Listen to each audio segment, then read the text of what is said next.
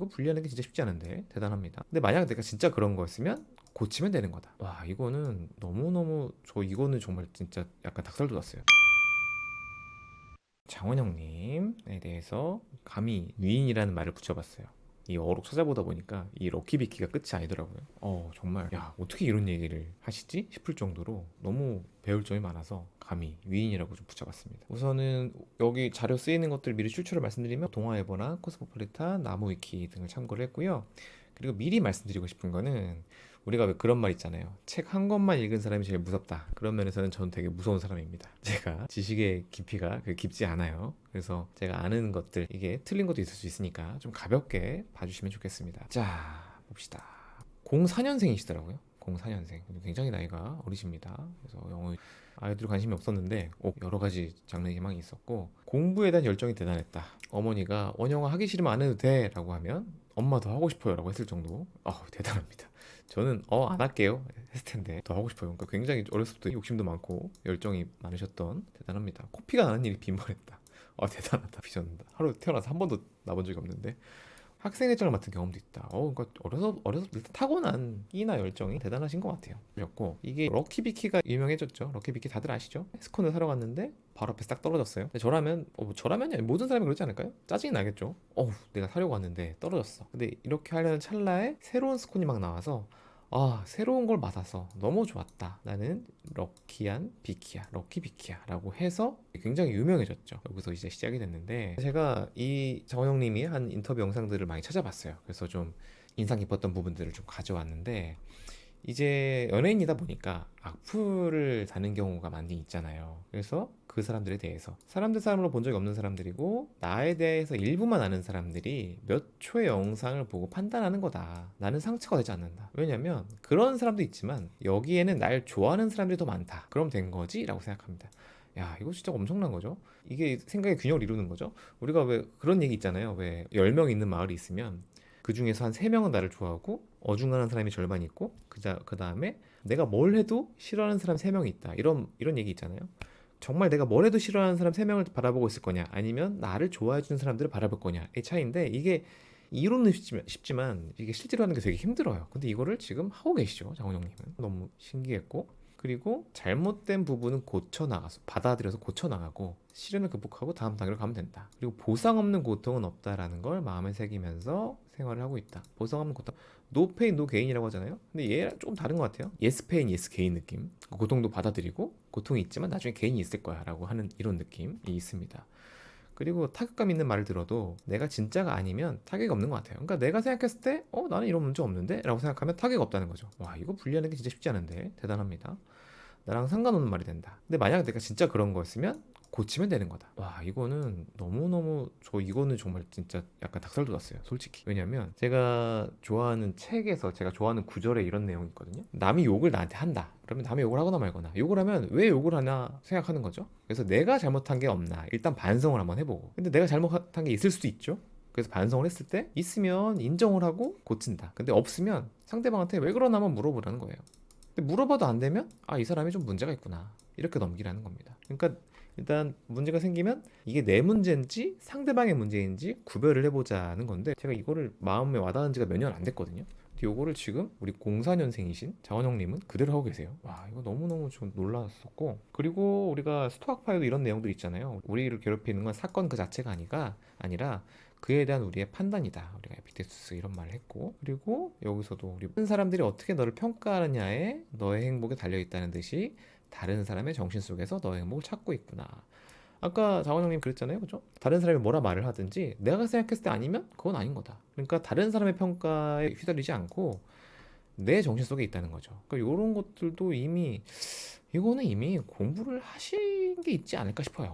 이런 것들은. 그리고 또 끝은 끝대로 행복하게 보내줘야 한다. 그래야 시작이 있는 법이니까. 그래서 끝이 있어야 또 시작이 있다. 이런 것들인데, 이것도 우리가 조금 더 생각을 해보자면, 이유책 읽었다고 하셔서 베스트셀러가 됐죠. 최욱 부처의 말. 그래서 이쪽에서도 많이 좀 인생의 지혜나 이런 것들을 많이 얻으셨지 않으셨을까 싶은데, 물론 끝이 있으니까 시작이 있다가 완벽한 건 아닌데, 일단 저는 연기론 같은 게 좀 생각이 났어요. 연기론이 이제 우리가 불교에 있는 건데, 이것이 있으므로 저것이 있다. 이것이 생김으로 저것이 생긴다라는 개념이죠. 그래서 어떤 조건이 다 맞아야 된다. 우리가 예를 들어서 꽃 한 송이가 핀다 하더라도 꽃이라는 게 씨앗도 있어야 되고 날씨도 맞아야 되고 타이밍도 맞아야 되고 이런 여러 가지 조건들이 다 맞아야 이게 생기는 거기 때문에 나 혼자 잘 되는 건 없다. 상호 의존적이다. 이런 존재 방식을 말하죠. 고정된 실체가 없이 인연, 어떤 조건에 의해서 생기고 사라진다. 그러니까 우리가 끝이 있으면 시작이 있을 수 있는 것처럼 계속 이제 바뀐다는 거죠. 그래서 끝이 난 거에 너무 집착할 필요가 없다. 이런 거를 말하는 건데 이런 것도 아마 조금 영향을 좀 받으시지 않으셨을까 추측을 해봅니다. 이건 뭐 정확히 알 수는 없지만 그래서 끝과 시작 모두가 서로 의존해서 일어난다. 이런 것도 있지 않을까 싶고요. 그리고 어떤 말을 들어도 문제가 없다. I don't care. You are you, I'm me 라고 이야기하신 또 인터뷰가 있어요. 그러니까 이거는 비교를 안 하는 거죠. 너는 너고 나는 나다. 근데 이런 것들을 장원영이니까 연예인이니까 예쁘니까 돈이 많으니까 이렇게 생각하실 필요는 없을 것 같아요. 이건 누구나 해볼 수 있는 것들이고 이건 뒤에서도 말씀드릴 거예요. 그래서 이런 것들은 우리가 비교를 하지 말고 나는 나다 이렇게 가자라는 의미로 우리가 좀 배워볼 수 있을 것 같고요. 자, 유퀴즈에서 이건 저에게 당연한 거다. 생활적인 사고다. 긍정적으로 생각하는 사고이다 보니까 합리화랑 헷갈릴 수 있는데 일상에서 소소한 행복을 찾고 감사해야 하는 것이다 라고 말했습니다. 일상에서 소소한 행복을 찾는 거. 야, 이거 진짜 중요한 건데요. 그리고 또 이 콘서트에서 팬분들이 와줘서 이렇게 응원봉 들고 해주는 이런 장면들을 보면서 이건 정말 내 인생에서 너무나 소중한 경험이다. 이렇게 받아들이신다는 거예요. 그러니까 이거는 우리가 고맙다라는 영어 표현 여러 개가 있잖아요. 뭐 땡큐도 있고 appreciate 이게 있죠. 근데 이게 다 이제 감사하다는 뜻인데 appreciate는 뜻이 약간 좀 다릅니다. 그래서 이 단어의 어원은 라틴어에서 유래를 했고요. 이게 가치를 평가하다, 가치 있는 것을 여기다라는 뜻에서 왔어요. 그러니까 이거를 그냥 감사하는 게 아니고 대상의 진가를 알아보고 감사를 표현하는 태도를 말하는 거죠. 그러니까 사소한 거에도 이건 이런 가치가 있구나라는 걸 알아보고 고맙다, 감사하다라는 것들이 이제 appreciate이라는 건데 이게 그러니까 나한테 주어진 현실을 어떻게 바라볼 거냐 이런 문제가 됩니다. 그래서 장원영님이 말씀하신 게 이런 appreciate의 관점과 되게 맞닿아 있는 것 같아요. 사소한 거에서도 행복을 찾는다.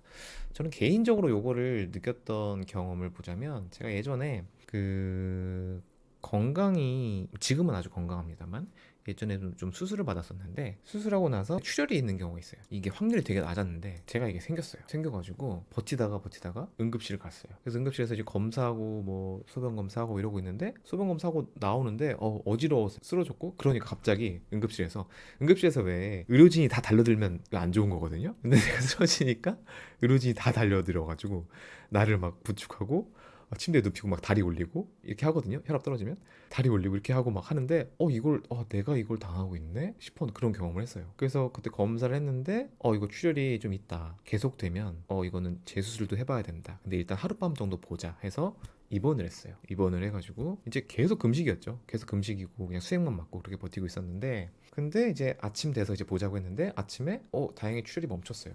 그때 헤모글로빈이 제가 4인가 떨어졌어요. 그러니까 많이 출혈이 있었던 거죠. 다행히 아침에 출혈이 멈췄고 이제 아침에 식사가 나왔어요. 식사가 나와서 밥을 먹는데 그 밥을 먹는 그 느낌이 진짜 이 어프리시에이트를 체감을 했어요. 이게 식사 하나하나가 이렇게 소중하구나. 그리고 좀 웃길 수도 있는데 밥 먹고 이렇게 복도를 나왔어요. 근데 복도를 나왔는데 그 살랑 바람이 부는 느낌, 이 바람이 느껴지고 밖에 어떤 풍경이 보이고 이런 하나하나가 그 순간 되게 소중하게 느껴졌어요. 전 그런 경험을 했어요. 이게 어떻게 보면 진짜 죽을 뻔한 상황이긴 한데 그런 상황에서 저는 그 경험을 했습니다. 근데 이런 것들이 아마 장원영님 말씀하신 그런 경험이 아닐까. 사소한 것도 소중하게 바라보는 거, 감사하게 여기는 거, 이런 것들. 요거는 제가 그냥 영상에서 따온 거라서 타격을 안 받는 사람이 어디 있겠나. 우리가 안 좋은 얘기 들었을 때 그러니까 본인도 타격을 받는다는 거죠. 사람이 어떻게 안 받아요. 감정은 생기죠, 누구나. 하지만 건강하게 받아들이고 나를 잃지 않으려고 노력하는 거. 여기서는 제가 떠오른 개념은 회복 탄력성입니다. 그렇죠. 감정이 안 생길 수가 없어요. 누구한테 혼나면 기분이 안 좋죠. 하지만 정신이 건강한 사람은 타격을 안 받는 사람이 아니고 타격을 받지만 회복하는 사람입니다. 우리가 회복 탄력성이라고 하죠. 우리가 나무가 바람이 부는데 꼿꼿이 서 있으면 금방 부러집니다. 근데 나무가 어때요? 바람이 불면 살짝 흔들리죠? 살짝 휘고 돌아오는 거를 우리가 회복 탄력성이라고 해요. 이게 중요하다 보면 좋을 것 같고요. 장원영 님이 또 독서를 좋아하세요. 마흔에 읽은 쇼펜하우어를 최근에 읽으셨다고 합니다. 근데 이거를 다른 사람들은 마흔에 읽지만 나는 20살에 읽고 싶었다. 정말 대단합니다. 쇼펜하우어가 염세적이지 않나, 그런 부분에서 위로받는 게 있다. 조금 씁쓸한 면이 있죠 사실. 불교나 힌두교에서 영향을 좀 받으셔서 약간 이 인생은 고다, 생직고, 이 인생은 고통이다라는 것들이 좀 있습니다. 욕망을 추구하기 때문에 이로 인한 고통이 디폴트다. 그래서 자기 금욕적인 생활을 해야 된다, 이런 개념이 일단 기본적으로 좀 깔려 있는데, 그래서 좀 보다 보면 씁쓸한데 이게 또 씁쓸함에서 주는 위안이 있죠. 그래서 그런 것들을 아마 이야기하신 것 같고, 제가 뭐 인생이란 어떻게든 끝마쳐야 하는 힘든 과제와 같다, 이런 의미에서 볼 때 나는 이 인생을 견뎌냈다라는 말은 멋진 표현이다. 그러니까 이게 인생은 고통이지만 여기서 위안을 받는 분들이 분명히 있으시다는 거죠. 또 논어를 좋아한다고 얘기하셨어요. 논어를 읽어보신 분들 계세요? 논어를? 지금 나이에, 특히 20대 초반에. 저는 없습니다. 저는 그때 술만 먹었어요. 그래서 군자는 떳떳하고 소인은 늘 근심한다라는 말을 좋아한다라고 하셨는데, 그래서 우리가 논어 이것만 나와서 논어에서 어떤 부분을 더 좋아하셨을까라는 건 추측인데, 논어에서 나오는 군자는 우리가 유교에서 말하는 이상향이죠. 도덕적으로 성숙한 가장 이상적인 인간상을 합니다. 그래서 군자는 제가 뭐 생각나는 구절이나 장원영님이 좀 인상 깊게 읽지 않으셨을까 추측되는 군자 개념들을 좀 갖고 와봤는데, 군자는 항상 자기에게서 구하고 소인은 남에게서 구한다. 그러니까 뭔가 나에게서 문제를 찾고 소인은 항상 남 탓을 한다, 이런 거고요. 남이 알아주지 않음을 걱정하지 말고 내가 알려질 만한 사람인가를 스스로 구하라. 그러니까 스스로 계속 성찰하고 돌아보자는 의미죠. 너무 좋지 않나요, 이런 말? 군대는 남의 아름다움을 이루어주고 남의 악은 이루어주지 않는다. 그러니까 남의 좋은 점은 더 강조를 해주고 남의 나쁜 점을 막 헐뜯거나 그러지 않는다는 거죠. 근데 소위는 이와 반대로 한다. 이런 군자의 개념들, 이런 것들도 아마 인상 깊게 읽으셨지 않으셨을까 추측을 합니다. 자, 그리고 자신을 잘 아는 게 가장 큰 매력인 것 같다. 자신의 장점을 귀하게 여긴다. 이거는 사실 저도 잘 못합니다. 일도 일이지만 나는 네가 가장 소중하니까 네가 가장 행복한 생각을 했으면 좋겠어. 이거는 후배들한테 해주는 이야기라고 하신 건데, 이것도 어떻게 보면 본인한테 하는 이야기, 본인의 생각이니까. 그래서 여기서는 자존감이죠. 자존감은 여러 가지 정의가 있지만 나에 대한 가치평가, 자기 자신을 존중하는 마음을 의미합니다. 자신에 대한 호의적인 혹은 비호의적인 태도를 말하죠. 그래서 나를 어떻게 생각하냐가 중요한데, 누구나 장점과 단점이 있습니다. 근데 어떤 면을 더 많이 볼 거냐, 물론 균형이 필요하겠지만, 우리 전에도 자기 연민에서도 얘기했지만 단점을 더 많이 보는 사람들이 많습니다, 사실은. 그래서 나는 어떤 사람인가에 대해서 장점도 보는 균형 잡힌 시각을 우리가 좀 찾아가야겠다를 우리가 배워볼 수 있을 것 같고요. 그리고 또 인상 깊었던 건, 나는 무슨 복으로 널 낳았을까? 이 자원형 어머니가 이런 얘기를 하셨다고 하시죠. 그래서 모녀 관계도 되게 인상 깊었어요. 보면 굉장히 지지적이셨던 것 같아요. 네가 하고 싶은 거 다 해봐. 저도 지금 애를 키우고 있는데 하고 싶은 거 다 해봐가 이게 절대 쉬운 게 아닙니다. 하면 안 될 게 뻔히 보이는 게 너무 많거든요. 사실 경험해봐야 아는 건 이건 머리로 나는데 이걸 실제로 하는 게 쉽지 않아요. 이거 정말 대단하신 겁니다. 이렇게 이런 태도로 양육을 하신 게 대단하신 거예요. 그리고 어머니가 20살로 돌아갔을 때, 젊은 시절 나를 낳기 전에 20살로 돌아갔을 때 나를 다시 낳으라고 할 거냐, 그러면 많은 사람들이 나 낳지 말고 엄마 자유롭게 살아, 이렇게 이야기를 한다는 거죠. 근데 여러분들은 좀 어떠세요? 저도 빨리 다시 낳으라고 할 것 같긴 한데, 그래서 근데 다시 태어나도 난 엄마 딸이다, 그리고 빨리 다시 낳아라, 나를 빨리 낳아야 다시 만나지, 이런 식으로 하신다는 거예요. 근데 여기에 대해서 사람들의 반응이 되게 다들 놀라했죠. 이런 모녀 관계가 아마 장원영님의 자존감의 근원일 것 같습니다. 이런 부모와의 관계가 여기서부터 시작해서 이 자존감이 좀 왔을 것 같고요. 근데 이걸 보면 많은 분들이 이렇게 느끼실 것 같아요. 나는, 내 엄마는 저렇지 않았고 나는 저런 환경이 아니었어, 이런 생각을 많이 하시지 않을까? 이런 추측이 됩니다. 이런 추측이 드는데, 그러실 수 있을 것 같아요. 이거는 거의 뭐 교과서에 나올 법한 것들이 아닐까 싶어요. 물론 이런 것도 위기가 올 수 있어요. 이렇게 좋은 모녀 관계나 좋은 부모의 관계도 위기가 올 수 있어요.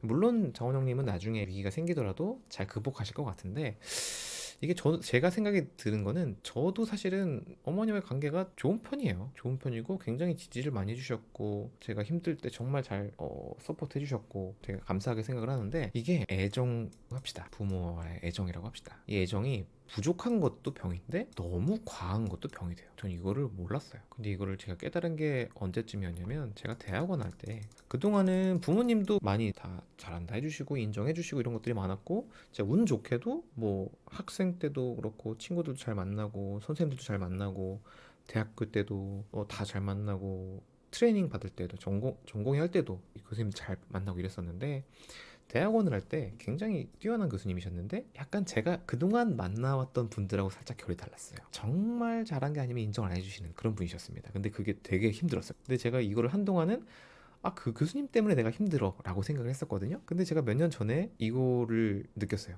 내가 애정을 많이 받는 거에 너무 익숙해져 있었구나. 애정을 받고 인정을 많이 받는 거에, 그러니까 디폴트 값이 이렇게 돼 있던 거죠. 그러니까 이게 온실 속의 화초인 거죠. 한번 무너지면 크게 무너질 수 있는 거예요. 그러니까 이게 이 교수님 문제가 아니었고 내가 문제였구나. 이런 것들 제가 몇 년 전에 그 생각을 좀 했었어요. 그래서 이런 것들이 애정이 많은 것도 또 문제가 생길 수 있습니다. 그래서 다 좋은 거라고 이게 생각하실 필요는 없을 것 같고, 그래서 각자의 환경에서 우리가 균형을 잡아 나가는 게 중요하겠다, 이런 말씀을 한번 드리고 싶었어요. 그래서 결론은 우리가 논어에 이런 말이 있죠. 세 사람의 길을 가면 그 중엔 반드시 나의 스승이 있다. 그래서 장원영님이 저보다 나이가 한참 어리시지만 정말 이 인터뷰랑 찾아보면서 진짜 배울 점들이 많다고 생각을 했어요. 그래서 이건 우리가 배워야 될 것 같고, 그리고 제가 말씀드리고 싶은 것들은 우리가 비교를 멈추고, 아까 어프리시에이트 말씀드렸죠. 사실 요거 제가 정말 좋아하는 개념인데, 삶을 우리가 어프리시에이트 하도록 노력을 하자, 이 말씀을 드리고 싶었습니다. 그래서 이 얘기를 그냥 여러분들한테, 그리고 세상을 향해서 하고 싶었어요. 그렇고, 준비하다가 제가 이 릴케 시를 찾았는데 너무 좋아서 이거는 같이 한번 좀 공유해보면 좋지 않을까 싶어서 갖고 왔습니다. 자, 인생이란 시예요. 인생을 꼭 이해해야 할 필요는 없다. 인생은 축제와 같은 것. 하루하루 일어나는 그대로 살아가라. 바람이 불 때 흩어지는 꽃잎을 줍는 아이들은 그 꽃잎을 모아둘 생각은 하지 않는다. 그 꽃잎을 줍는 순간을 그저 즐기고 그 순간에 만족하면 그뿐. 우리가 이제 어프리시에이트 하자는 거죠. 그래서 내용을 가져와 봤습니다. 자, 오늘 발표는 여기까지고요.